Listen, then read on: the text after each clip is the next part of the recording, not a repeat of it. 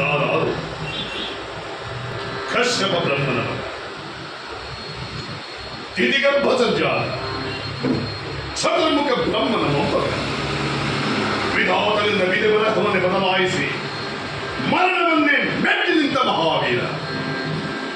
ಅತಿಥಿಯ ಮಕ್ಕಳ ಅಟ್ಟಹಾಸವನ್ನು ತೊಟ್ಟು ಆದಿತ್ಯನ ಅಟ್ಟಹಾಸವನ್ನು ಮಟ್ಟ ಹಾಕಿದ ಸಾಹಸಿ.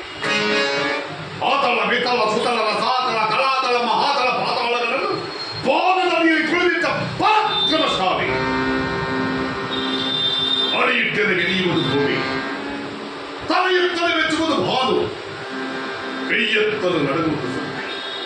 ಚತುರ್ಮುಖನ ಸುತ್ತಿಯೇ ನಮ್ಮ ಆಜ್ಞೆಯನ್ನು ಪಾಲಿಸುತ್ತಿರುತ್ತಾರೆ.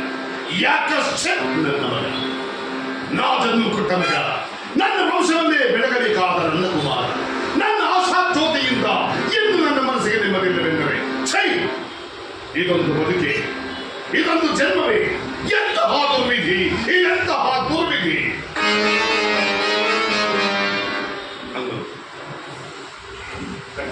ಕಟ್ ಮಾಡಿ ಅಲ್ಲ